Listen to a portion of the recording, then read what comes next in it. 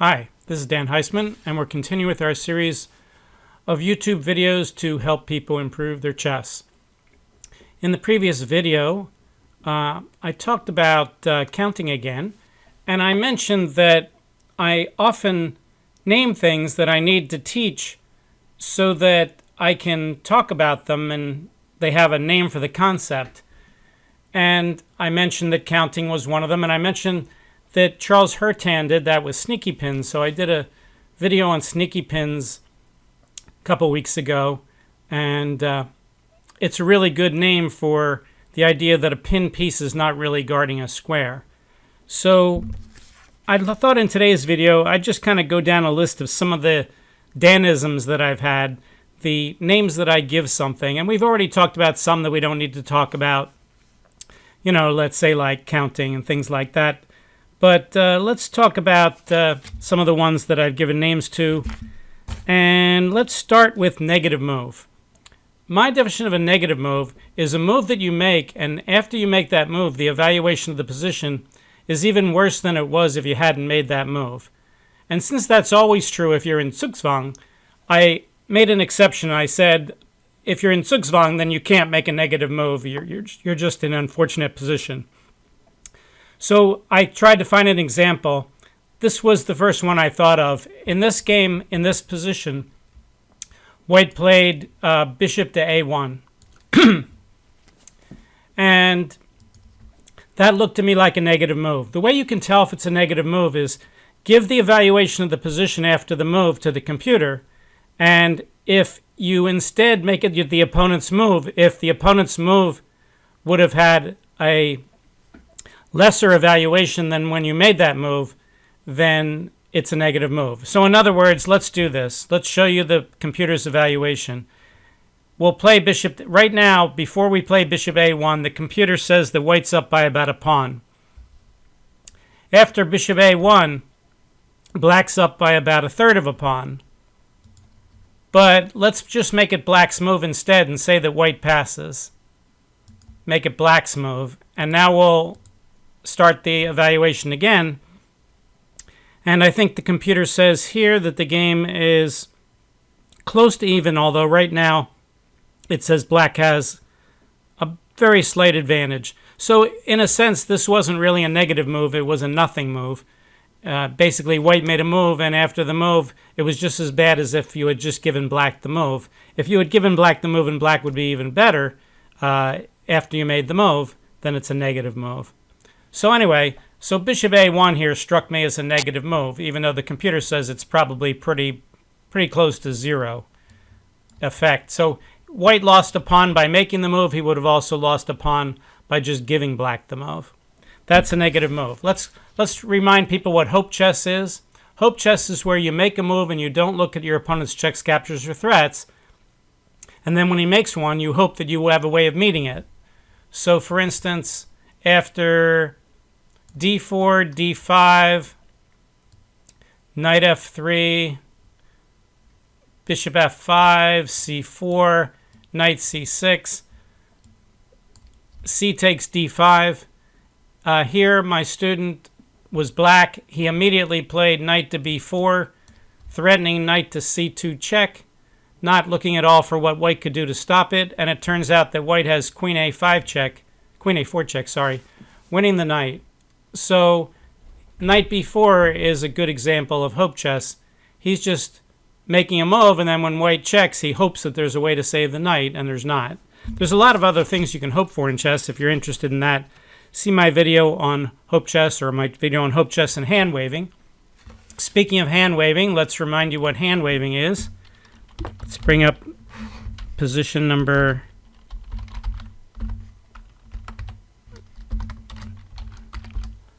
Okay, so in this position, it's White's move. And if you have to figure out what White's move is, this was featured in my very first video introducing my YouTube videos. In this position, White has to figure out what he wants to play. Well, the two main candidate moves are to recapture the bishop, e takes f6 and king takes f6. If you have lots of time on your clock and you're one of those people that says, well, e takes f6 doubles and isolates my pawns, and makes it harder for me to win, but king takes f6 does not double my pawns and lets my king attack the pawn on f7 directly, so therefore that must be the right move. That's very superficial analytical moves. You're just almost moving on general principles that you don't want to double your pawns and you want to keep your king active. You didn't actually analyze to see if it's a better move. That would be hand-waving. Hand-waving is where you just kind of throw out some ideas and make a move without actually analyzing any move sequences. Notice when I did look at king takes f6 versus e takes f6, when I just hand-waved, I didn't look through any sequences to see what would happen. I just simply moved on general principles, some very high-level analysis. So I call that hand-waving. All right, another name I came up with was a two-way bishop. A two-way bishop is one that's doing things on two different diagonals that's fairly strong, and a two-way bishop is a really good bishop that if you're playing against a two-way bishop, you want to stop it. So let's play a King's Indian here. e4, d6, castles, bishop e2, castle. Let's say, let's just play bishop g5 right away. All right, so bishop g5 is a two-way bishop. Why is it a two-way bishop? Because it has pressure on this line. It's trying to make it harder for black to play e5 because that would pin his knight. But it also has pressure in this direction. If black doesn't do anything, maybe later white could play a move like, let's say black plays a6, and white gets in queen d2, then black can never play h6 because after a6, queen d2, h6, bishop takes h6, so we can't get rid of the bishop there. So that's why when people have these two-way bishops, very often the main move here is to play h6, and the name of that is called putting the question to the bishop. That's not a Danism, that's something other people made up. Putting the question to the bishop, ask the bishop, what do you want to do, Mr. Bishop? Do you want to stay on the diagonal with the knight and the queen, in which case you can play bishop h4? Or do you want to go back to the center, in which case you're not putting the pressure on the knight anymore, and you have to decide with that bishop which diagonal you want to put the pressure on. So my word is two-way bishop. Not every time do you put the question to the bishop, is it a two-way bishop? But if it is a two-way bishop, then you want to put the question to it. Okay, having a better idea.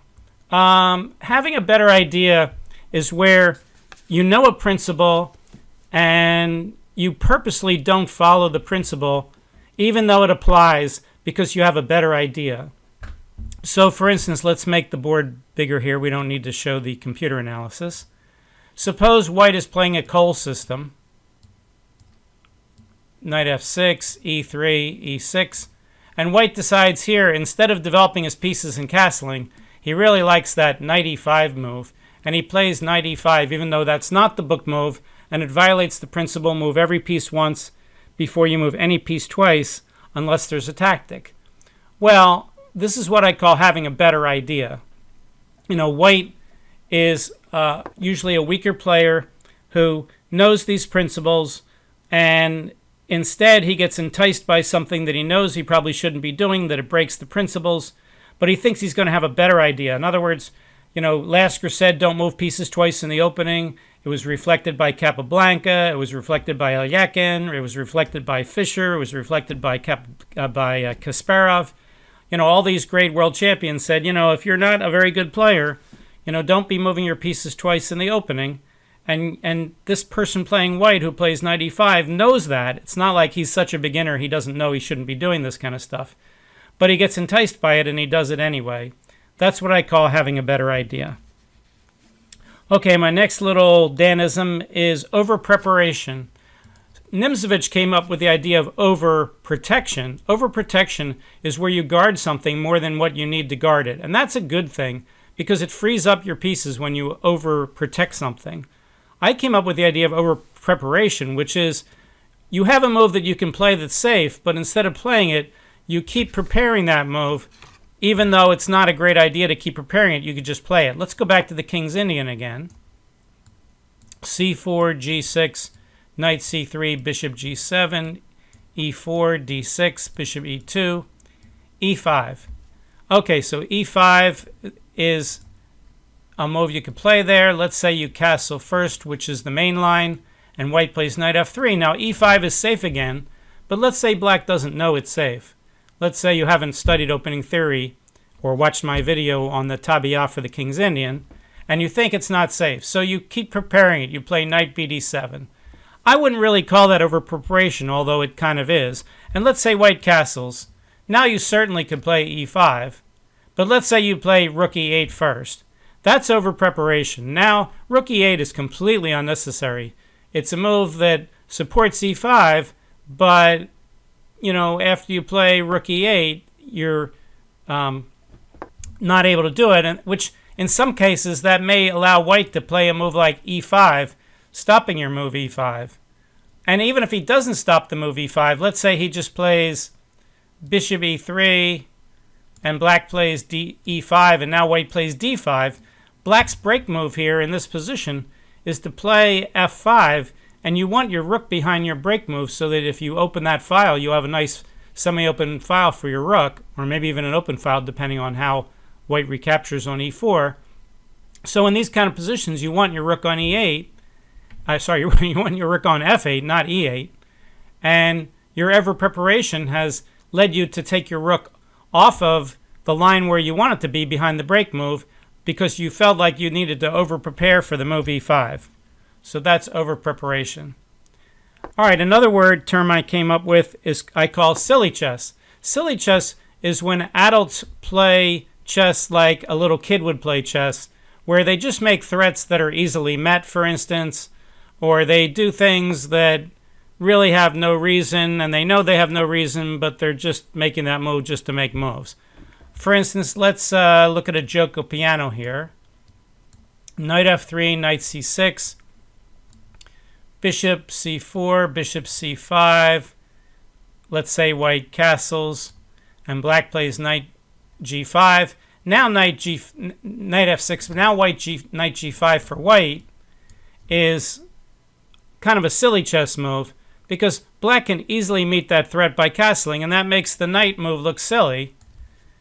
And now you're making threats that you really were easily met, and there's no reason to have the knight on g5 here.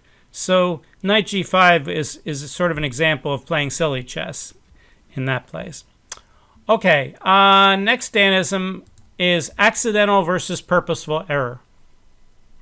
An accidental error is one where you do the right things, but, you know, you're human. You make a mistake and you miss something. So, for instance, suppose you put your queen on pre. You probably didn't do that on purpose. You probably missed the fact that he had a piece that could attack that square. So let's say white plays d4 and black plays b6 and white plays e3 and black plays bishop b7. And let's say white plays, I don't know, he could just play queen f3 right away. Or let's say he plays queen h5 and black plays knight f6 and you retreat the queen. And you forget to look, your board vision isn't very good, and you forget to look at the whole board and you put your queen on f3. This is an accidental error. You didn't purposely let him take off your queen. You put the queen where he could take it, and, you know, that's an error you certainly could have prevented with a little bit of thought, but you didn't do it on purpose. It's an accidental error. Accidental errors are errors that very often can be avoided if you did the right things, if you looked around, if you looked for his checks, captures, and threats on the next move, if you took your time, but you certainly didn't do them on purpose. But then there's what I call purposeful errors. A purposeful error is an error where you know you shouldn't do something, and it's a clear error and you do it anyway. For instance, let's say you're in a rook and pawn endgame. Let's clear out the board. And let's say you have a rook and a pawn, and you have a pawn here and a pawn here, and black has 3 pawns, let's say over here, and black's got a pawn here, black's got a king here, and white has his king in the middle. And let's say here it's black's move, and black plays rook f6. And now white must not trade rooks. When you're losing, you don't want to trade, especially into a losing king and pawn endgame. But let's say white doesn't move his rook away here. Let's say he just plays a move like c3. That's a purposeful error. You know you shouldn't trade when you're losing. And now black should be very happy and play rook takes f1, king takes f1. And this is an easily won king and pawn endgame. If you don't know how to win this, see my earlier video, king and 5 pawns against king and 4. You would use exactly the same kind of idea as you would here with king and 4 against king and 3. So not trading rooks there is not an accidental error. White knew that black was threatening to trade rooks. He knew that he shouldn't trade rooks. Yet he allowed black to trade rooks. If he had simply moved his rook somewhere, let's say rook to a1 or something, trying to avoid the trade, this rook and pawn endgame for black is not at all easy to win. But if white trades rooks, it's a trivial win. So allowing the trade of rooks is a purposeful error by white. You never, ever, ever, ever, ever want to make purposeful errors. You know, when you remember earlier we gave that example of having a better idea. Having a better idea is actually an example of a purposeful error. You don't want to have a better idea. If you know a principle applies and you don't follow it, then that's a purposeful error. So purposeful errors should always be avoided. Accidental errors, a lot of them can be avoided if you're careful, but purposeful errors should never be made. And I almost never see a good player make a purposeful error, but I see lots of my lower rated students make purposeful errors. And when I ask them, why did you do that? You know, they have all kinds of crazy reasons. You know, like, I traded rooks because, you know, I didn't realize he could win the king and pawn endgame, and I wanted to get his powerful rook off the board, or whatever they say. They have reasons for these purposeful errors, but the reasons, of course, are always wrong because otherwise it wouldn't be a purposeful error. So try to avoid purposeful errors at all costs. All right, my next Danism that I wanted to talk about is acquiescing. Acquiescing is when your opponent makes a threat, and if you look at it real quickly, it looks like you can't meet the threat. But you have lots of time on your clock, and it turns out if you take some time, maybe you can meet the threat. So therefore, you have to take your time and try to figure out what you should do. This is especially true if your opponent's threat would win the entire game. Let's say he's threatening to win a knight or something like that. Let's create a silly situation like we did in one of the other videos where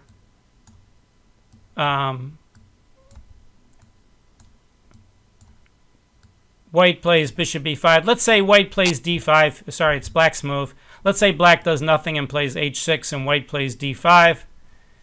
Here, black simply has to counterattack the bishop. But let's say you don't know that and you think, oh my goodness, my knight's pinned to my king. He's attacked by a pawn.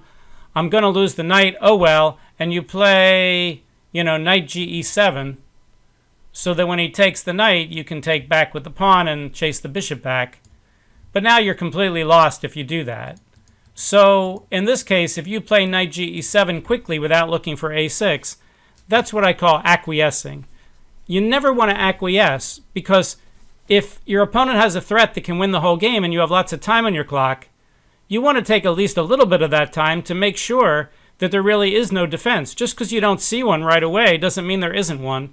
If your rating's 2,500 and you don't see one right away, maybe you're right, maybe there isn't one. But if your rating's not anywhere near 2,500 and you don't see a defense, maybe there is one. So if your opponent's threatening to win the entire game by, let's say, winning the exchange or more, winning a piece, don't just make a fast move and then play out the rest of the game in a completely lost position. Take some of your time and figure out whether or not there really is a defense. Maybe there's not, but there's no sense in moving fast and just acquiescing. We've talked a lot about AWL. AWL is where you attack a piece with something worth less. So let's give an example of something that's not an AWL.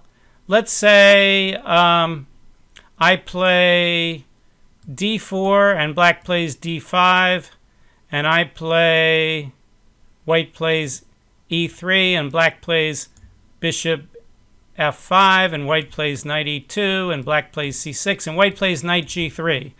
This is an attack, but it's an attack with pieces of the same value. When you attack with pieces of the same value, then sometimes you can just defend. For instance, here, black could just play e6. Now, that does give up the bishop pair. so it's probably not his best move, but it's not a ridiculous move.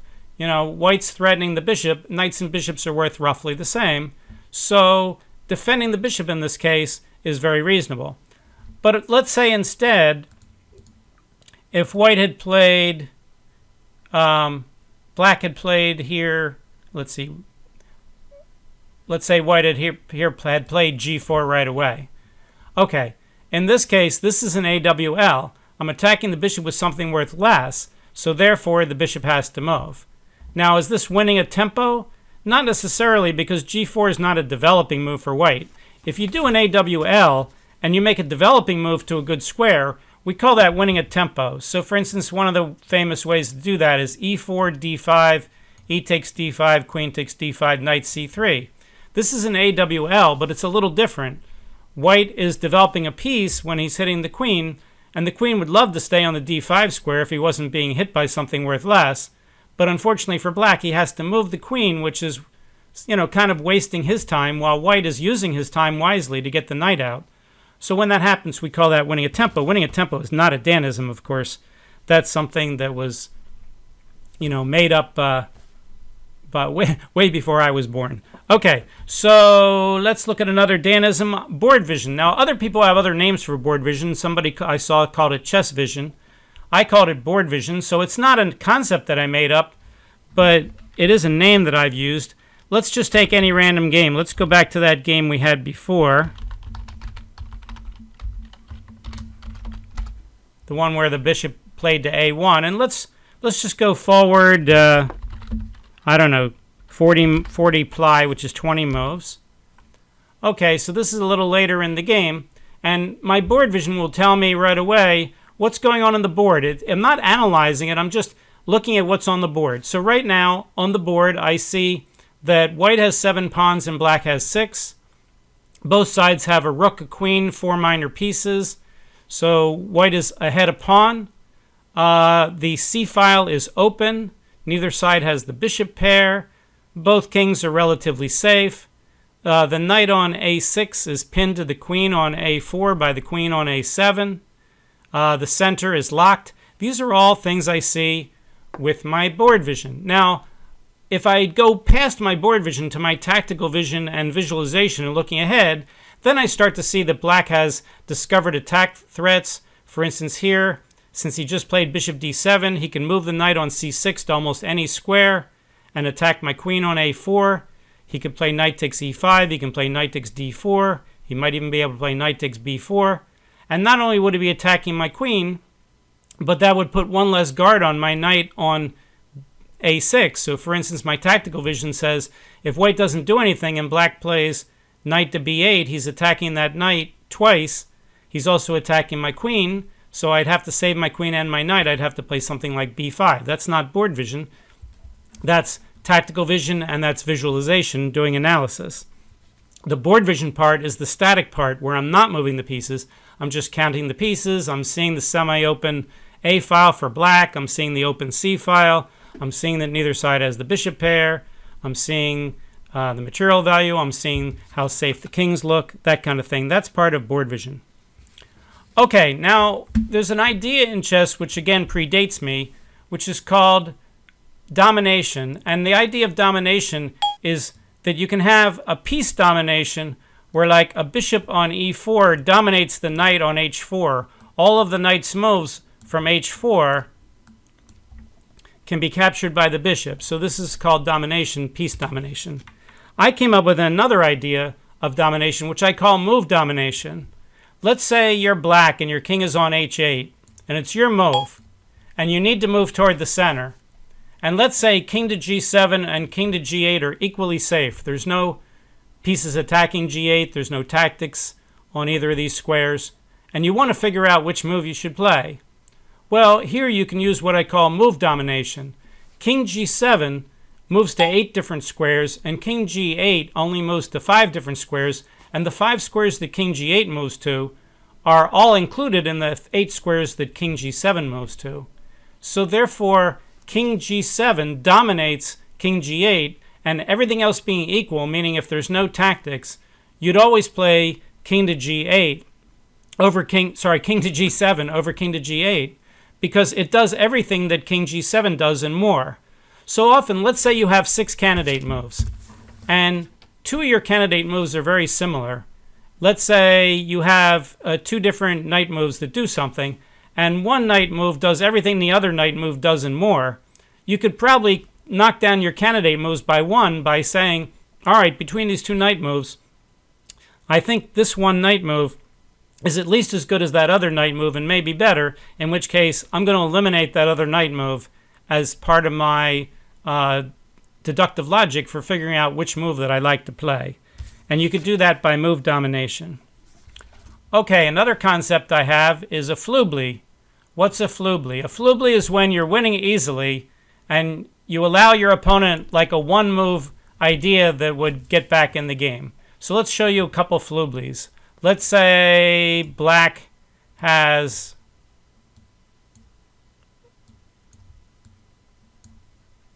a queen and a rook, and white only has a rook. And black says, oh, I'm going to end this game. I'm going to checkmate white. I'm going to play queen to g4 and threaten this checkmate. And white says, oops, you forgot the back rank, checkmate. That's allowing the Floobly. The way for black not to allow the Floobly here is just simply create luft. He should just play a move like h5, which is probably better than h6, and say to white, all right, now that I've stopped your back rank mate idea, how in the world are you going to keep playing here? Why don't you just resign? Very often when you make a move that stops a Floobly, or stops the only Floobly, your opponent will resign. What's another example of a Floobly? Well, let's say you have a king and a queen against a king. Let's do that. So you have a king here, and you have a queen here, and black has a king here. Oops, I guess it would be good if I put a queen there instead of a king. Okay, so here, let's say it's white's turn. The best move for white here is to play queen to e7. If you play queen to e7, it blocks the king into having these 2 squares to go back and forth, and you could just bring your king up to any of these 6th rank squares and then mate the king. But instead, let's say you're playing fast here, and you say, oh, I need my king to help the queen mate, and you rush your king up to here. That's a Floobly, stalemate. So Flooblies is where you throw everything away in one move. Now, it's interesting to compare chess with other games that have clocks, like basketball or football. For instance, in football, let's say your team's leading by 200-0 with 30 seconds left in the game. Well, even if you tell all your guys to lie down and let your opponent score as fast as they can and make an onside kick and score again, they can't score enough touchdowns in 30 seconds to win the game. So therefore, there is no such thing as a Floobly in that kind of situation. Could you create a Floobly? Well, let's say your team is leading, the famous miracle at the Meadowlands. It's not exactly what happened, but very close. Let's say your team has the ball and the other team has no timeouts, and you could just fall on the ball and let the clock run out and win the game at the end of the football game. And instead, you decide to run some sort of risky play. Let's say you throw a pass and they intercept the pass and run it back for a touchdown and win the game. Let's say you were leading by 3 or 4 points and the touchdown is 6 points. So you throw a pass unnecessarily when you could have just kneeled down. That would be allowing a Floobly, but of course, football coaches know enough to just kneel down. You don't see anybody really do that. So in chess, though, it's almost always possible to throw away a winning position. You could, in this case, you had a king and a queen against a king, and you can throw it away into a draw by a sloppy move. Same thing in basketball. In basketball, if your team's up by 100 points with 20 seconds to go, you could let them shoot all the three-pointers they want and not defend them, and they can't score enough three-pointers to score 100 points in the last 20 seconds. So you're just going to win the game. But in chess, that's pretty much never true. In chess, you could always have a Floobly that would allow your opponent to get a draw through a stalemate or a back rank mate or any kind of mate. So allowing a Floobly is not good. Let's see here. Any more we want to throw in there? Well, there's a few more. We could leave it for another video. We've already used our normal video time.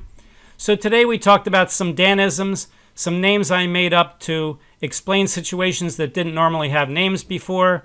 We've talked about, overpreparation. We've talked about two-way bishop. We've talked about acquiescing. We've talked about move domination. This one in front of us here is the Floobly. These are just names I make up to give things names, just like Charles Hertan made up sneaky pins, just like in the past other people made up other things, like Nimzovich made up, overprotection, which stuck. His book was a classic, and we use those terms now. These terms get into the vernacular. Seems like my hope chest has gotten into the vernacular, even though people use it in a way that I never intended. That's okay. I guess it's better to be known for something, even if what I'm known for there is not quite what I intended. All right, so for my YouTube channel, this is Dan Heisman. Thanks for subscribing. I do have 1,000 subscribers now. We are running a contest that will end tonight about giving away at least one free lesson. So if you're interested, you can email me through my website and say that you're interested in getting in the lottery for the free lesson. See you next time. Bye.